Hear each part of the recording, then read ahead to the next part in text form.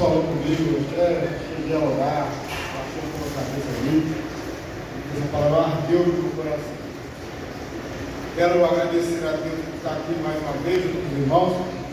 É sempre um privilégio estar aqui colaborando, cultuando ao Senhor nessa tão honrada casa. A Elizabeth Educadora está abrindo esse convite. Deus continue abençoando. Essa semana é a quarta semana da campanha de avivamento. Nós vamos ver aí o capítulo 3 de Josué, o versículo número 5. Bota um telão, versículo 5. Eu vou contar até 3 e a igreja vai repetir o versículo em um alto e bom som. 1, 2, 3. Disse Josué também ao povo: santificai-vos, porque amanhã fará o Senhor maravilhas no meio de nós. O ensaio está mais ou menos, irmão. Eu quero que os irmãos estão sempre fazendo, eu vou falar com força. 1, 2, 3. Disse Josué também ao povo: santificai-vos, porque amanhã fará o Senhor maravilhas no meio de vós. Aleluia. Bora.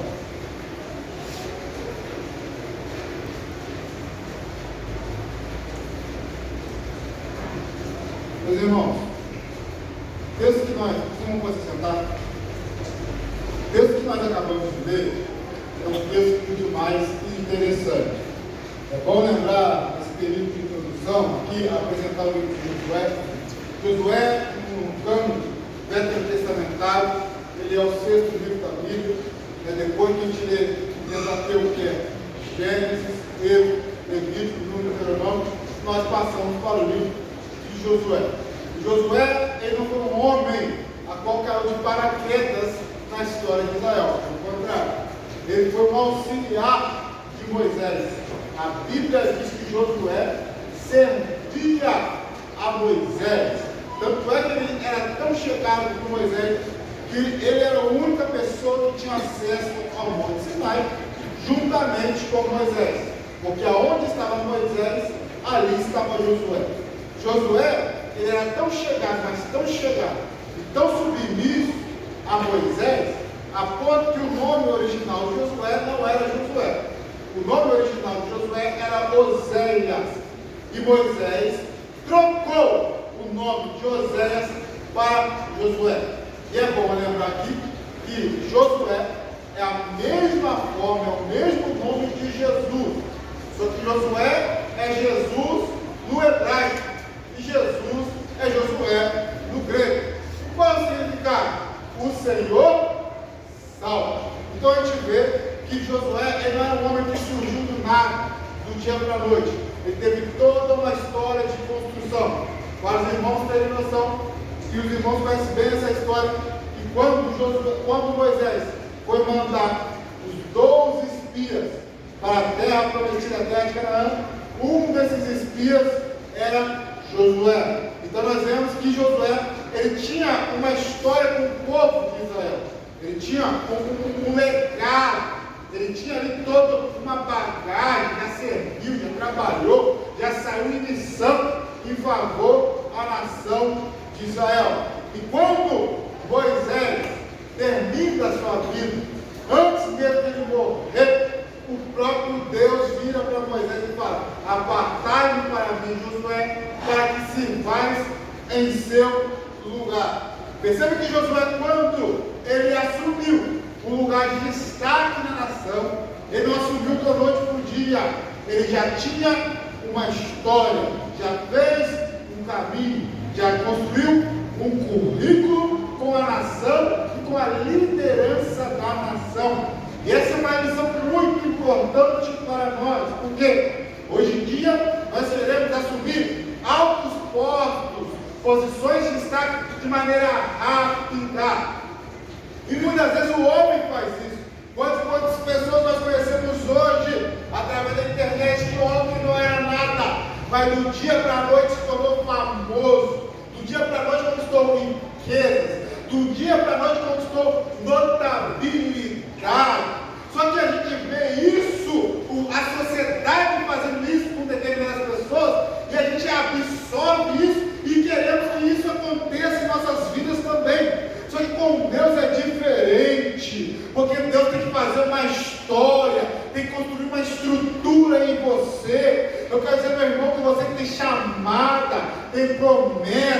tem propósito de Deus, Deus vai cumprir, Deus vai realizar, Deus vai fazer, mas isso não vai ser do dia para a noite, porque eu aprendi que antes de Deus trabalhar através de mim, Deus tem que trabalhar em mim. Antes de Deus fazer grandes coisas através de mim, Deus tem que fazer grandes coisas em mim primeiramente. Então eu quero dizer para você, Josué, que nessa noite, me escuta, o seu tempo vai chegar. Acalma, sirva Moisés, trabalhe na obra do Senhor, sai em missão em prol ao povo do Senhor, porque quando chegar a hora, o próprio Deus vai falar: apartai-me para mim, Josué, para a obra que eu tenho chamado. Josué chegou numa posição de destaque, líder do povo de Israel, e ele tinha uma grande missão. Qual era? Substituir Moisés. Ninguém, nada mais, nada menos que o maior líder da nação de Israel. Uma coisa é você substituir alguém que não deu conta do recado. Qualquer melhoria que você já fizer vai dar uma grande diferença. Outra coisa é você substituir alguém que dá conta do recado, porque o crime já está alto. Então ele tem que se virar para melhorar aquilo que já está bom. Essa era a posição de Josué. Aí eu gosto muito do capítulo 1, que quando Josué estava assim, o próprio Deus se revela a Josué e fala: Josué, tem de bom ânimo, porque assim como eu fui com Moisés, eu serei contigo. Oh glória! Era Deus falando para Josué: Josué, eu não te abandono, Josué. Josué, assim como eu fiz com Moisés, eu vou fazer com você também. Talvez você fique se comparando: eu não sou como um tal, eu não prego como aquele irmão prega, eu não faço como aquele irmão, a irmã faz, eu não canto como aquela irmã canta, eu não danço como está no grupo de dança. Eu quero dizer que assim como Deus faz lá, Ele também pode fazer em você e através de você. Pare de pensar que Deus só é Deus na vida do outro. Se você está aqui, Deus é na sua vida também, te chamou também, te vocacionou também e te capacita para fazer a obra que Ele te chamou também, querido. E qual era a missão principal de Josué? Era fazer aquilo que Moisés não conseguiu. O quê? Colocar o povo na terra prometida. Através de Moisés, o povo passou 40 anos dando volta no deserto. Agora Josué assume esse grande encargo de fazer a transição do deserto para a terra prometida. Quando nós chegamos no capítulo número 3, a Bíblia está dizendo que o povo agora se depara com o Rio Jordão.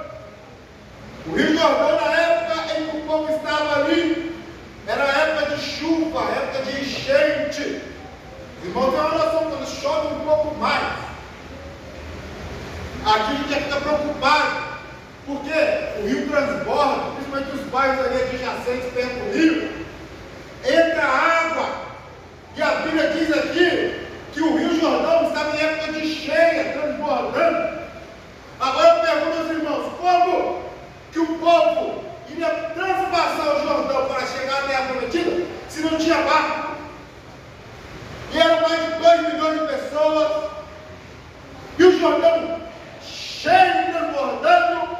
Então nós percebemos aqui que o povo precisava de um milagre, de uma intervenção divina, precisava de um agir sobrenatural de Deus, para que eles conseguissem ter acesso à terra prometida. E eu quero aplicar essa mensagem aqui, porque nós estamos numa campanha de avivamento, e avivamento nada mais é do que uma intervenção unilateral, divina. Não é o homem que produz avivamento, eu falei isso aqui na primeira semana, mas é o próprio Deus descendo na terra de maneira sobrenatural e tocando aquilo que está morto, aquilo que está podre, sujo, e realizando a sua obra. É uma intervenção sobrenatural, é uma maravilha, é um milagre. Avivamento é isso, é um agir, é uma operação divina sobrenatural, é o sobrenatural agindo no natural, é o divino agindo no humano. Então o povo aqui, para ter acesso à terra prometida, precisava de uma intervenção sobrenatural. E nós é a mesma coisa. Para nós termos acesso às coisas espirituais, a qual nós estamos impedidos por causa da nossa carne, por causa do mundo, por causa do Jordão que nos assola, e nós não temos condição de transpassá-lo. Nós precisamos de uma intervenção sobrenatural. O próprio apóstolo Paulo diz que o homem natural não entende, não compreende as coisas espirituais.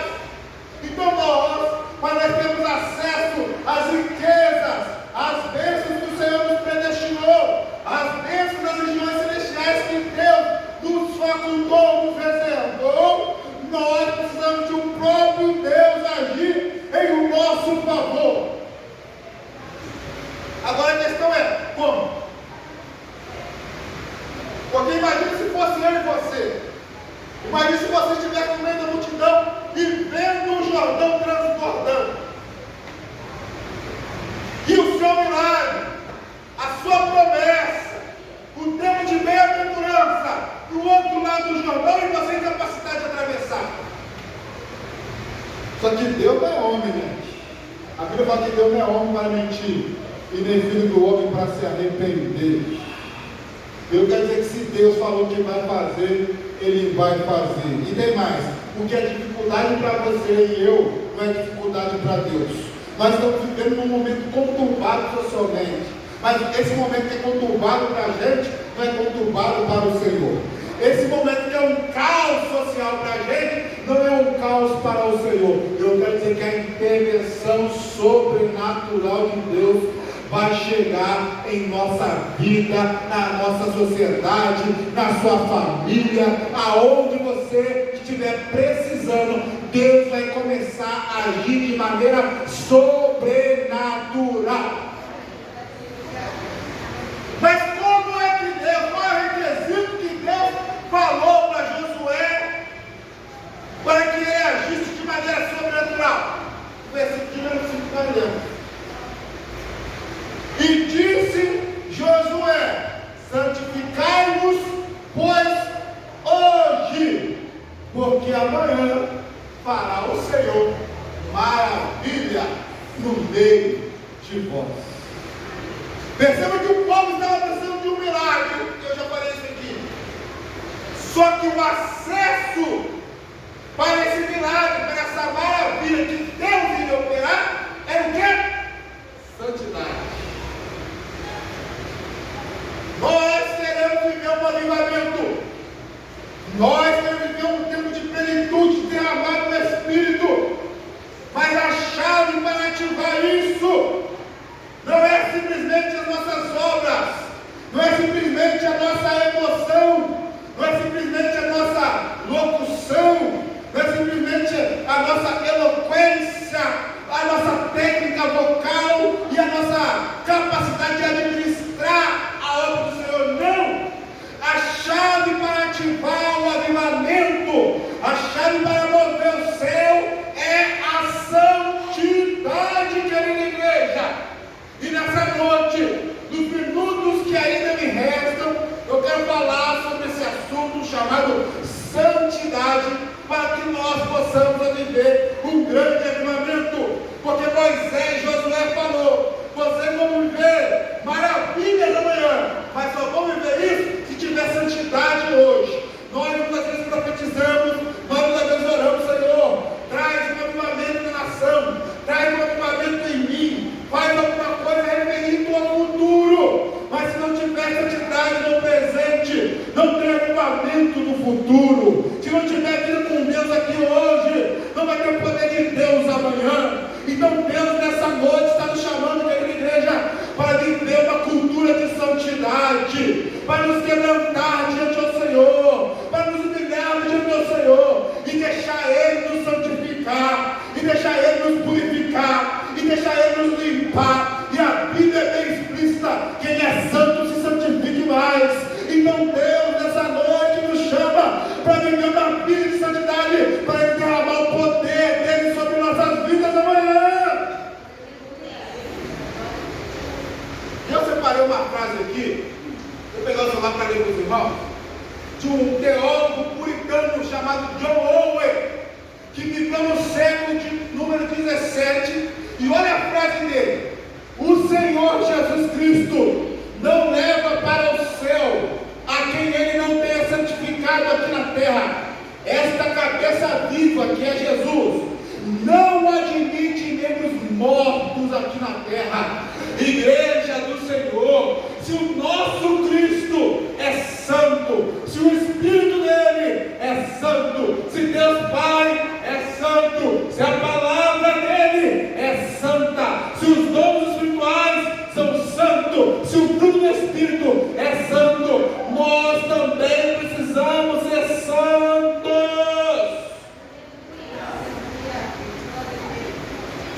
Mas sabe qual é o nosso problema? É que muitas vezes a gente acha que santidade é uma opção. Que muitas vezes a gente acha que santidade eu vou ser santo quando eu der. Eu vou dar uma moral para Deus, vou dar uma ajudinha para Deus, aí eu vou ser santo. Mas eu quero dizer que santidade não é uma opção, não é uma escolha que você faz ou não. Santidade é uma ordem imperativa de Deus. Oh, glória! Deus fala em sua palavra: sede santos, Levítico 19, sede santos, porque eu, o Senhor, meu Deus, sou santo. Usa o apóstolo Pedro para escrever: sede santos em toda a vossa maneira de viver. Eu quero dizer que se nós quisermos viver o sobrenatural, se nós quisermos viver o avivamento da parte do Senhor, é necessário ter santidade ao Senhor. Foi lida aqui a palavra devocional: se o meu povo, que se chama pelo meu nome, se humilhar e se arrepender dos seus maus caminhos, abandonar o erro, eu, o Senhor do céu, ouvirei o clamor, querido. E Deus está falando: se vocês se santificarem, se vocês me buscarem, se vocês viverem uma vida santa, eu vou descer na terra e vou sarar a terra. Eu quero dizer para a igreja aqui: se a gente quiser viver uma vida poderosa em Deus, santidade é algo imprescindível.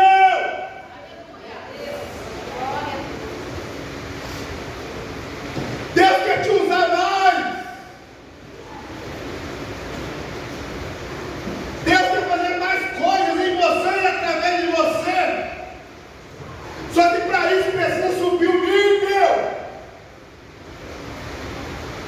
E Felipe, como que Deus opera em mim para eu ser uma pessoa santa? Simples. Porque muitas vezes a gente acha que santidade é a roupa que a gente veste. Não é. Santidade são os costumes que a gente tem, não. Porque você pode estar bem vestido, mas o seu caráter pode estar corrompido. Você pode até seguir os bons costumes, mas ao mesmo tempo, quando ninguém vê, você faz coisas que quer desagradar ao Senhor. E como que funciona a santidade? Apóstolo Paulo escreve, 1 Tessalonicenses, capítulo 5, versículo 23. O quê? Que o Senhor o santifique em vosso espírito, alma e corpo. Por quê? O homem, ele é tricotômico, ou seja, formado de 3 partes: espírito, alma e corpo. E o apóstolo Paulo coloca muito bem que a santidade é começada por Deus, aonde? No nosso espírito, passa pela alma e completa no corpo. Só que hoje em dia a gente tem que fazer o caminho inverso. O quê? Corpo, alma e espírito. Qual é o problema disso?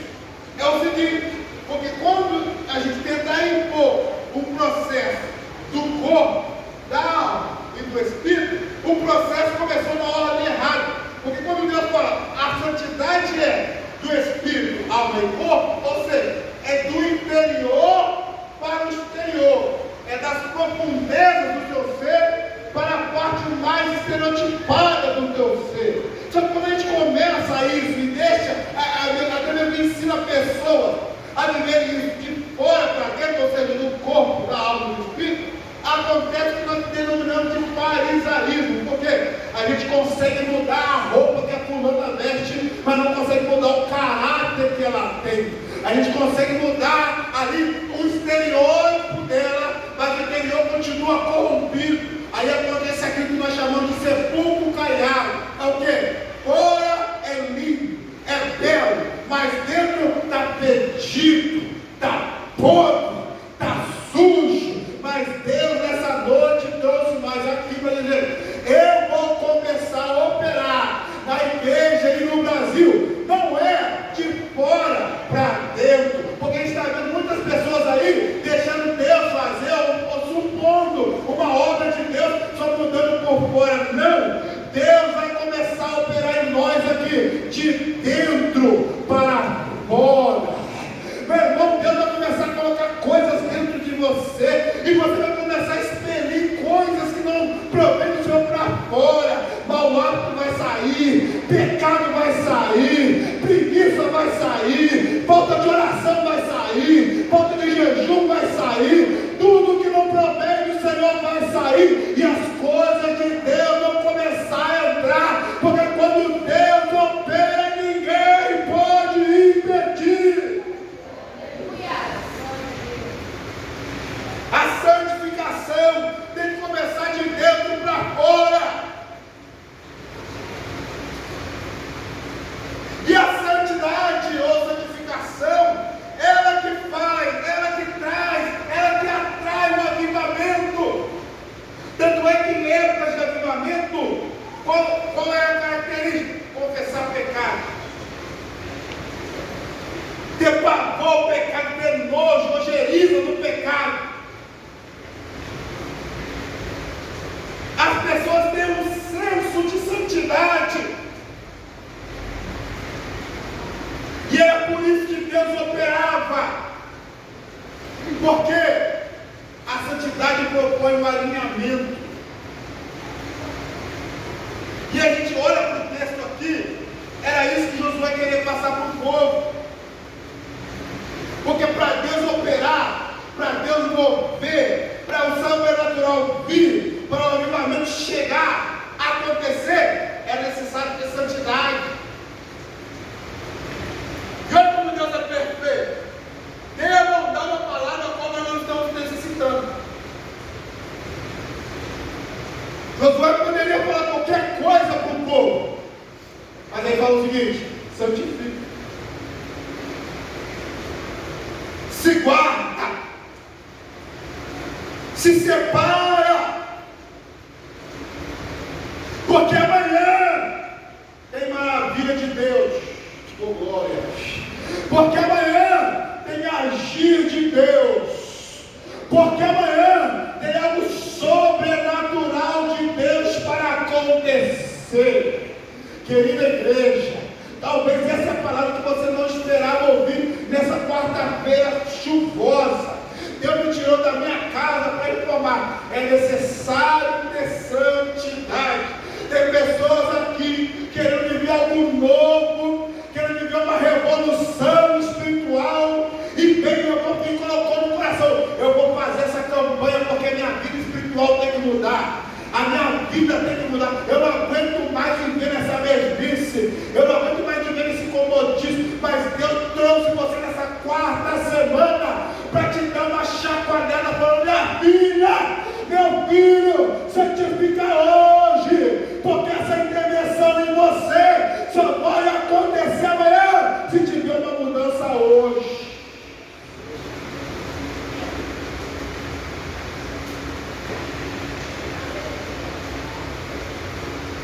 Existem níveis de santidade.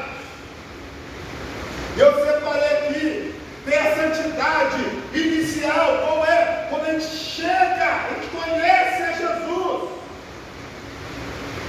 Quando você levantou as suas mãos para o Senhor, você começou, você entrou na porta de entrada. Santidade inicial. Por isso que a Bíblia nos chama de santo. que por mais que nós somos pecadores, por mais que nós erramos, santo é um pecador arrependido. Então, quando você aceitou Jesus, você deixou de ser uma mera criatura para ser filho de Deus, santificado pelo Espírito. Só que a santidade ela não só é para ter um início, a santidade é para ter uma continuidade. E aí nós entramos no que nós chamamos de santidade progressiva. O que é isso? É que a santidade ela opera de maneira paulatina, progressiva em nós. Quem aqui tem mais de 2 anos de serve ao Senhor? Levanta a mão. Quem aqui tem mais de 5 anos? Levanta a mão. Quem aqui tem mais de 10 anos servindo ao Senhor? Levanta a sua mão. Bacana. Eu quero dizer para você que hoje, que dia que é hoje? Dia 29 de setembro de 2022, você tem que ser mais santo do que você era no momento que você se converteu.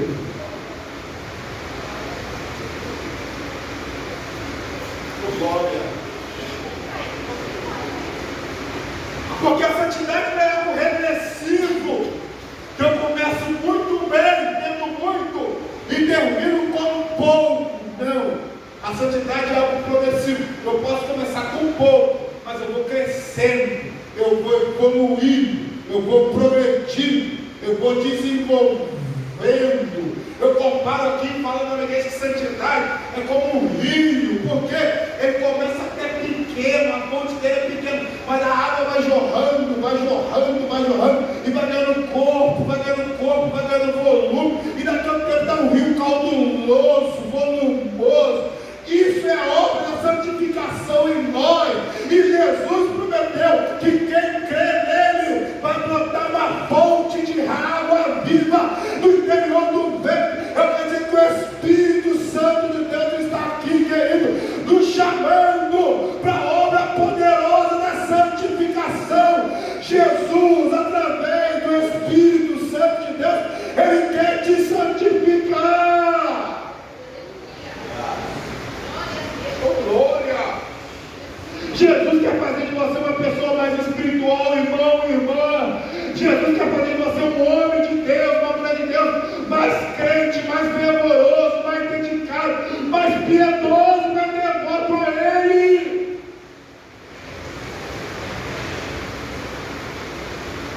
Sabe por que Deus quer fazer isso em você? É porque Ele quer fazer maravilhas na sua vida. Oh, glória! Deus quer fazer maravilhas em você. Deus quer avivar você e pessoas através de você. Deus quer mudar a realidade que você está lá na sua casa, na sua família, no seu trabalho, na sua faculdade. Mas para isso é necessário Deus fazer uma grande obra em você, chamada santificação. E não pode deixar para amanhã, tem que ser hoje. É senso de urgência. Eu preciso mudar a minha vida hoje, para Deus transformar o meu futuro amanhã.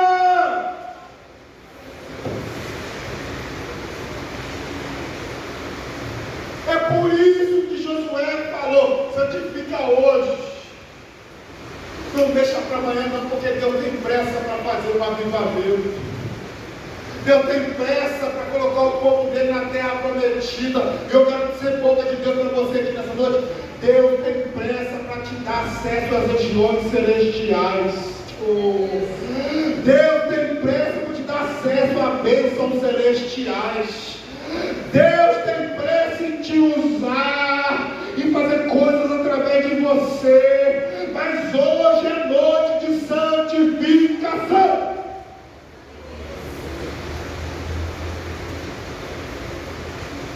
É noite de decisão. Sabe por quê? Se a gente continuar lendo o capítulo 3, a Bíblia diz que quando os sacerdotes vieram com a arca do Senhor, a Bíblia nos mostra que quando eles colocaram o pé no Jordão lotado, transbordando, quando eles colocaram o pé na água, as águas do Jordão pararam. Oh, glórias! E se amontoaram uma certa distância.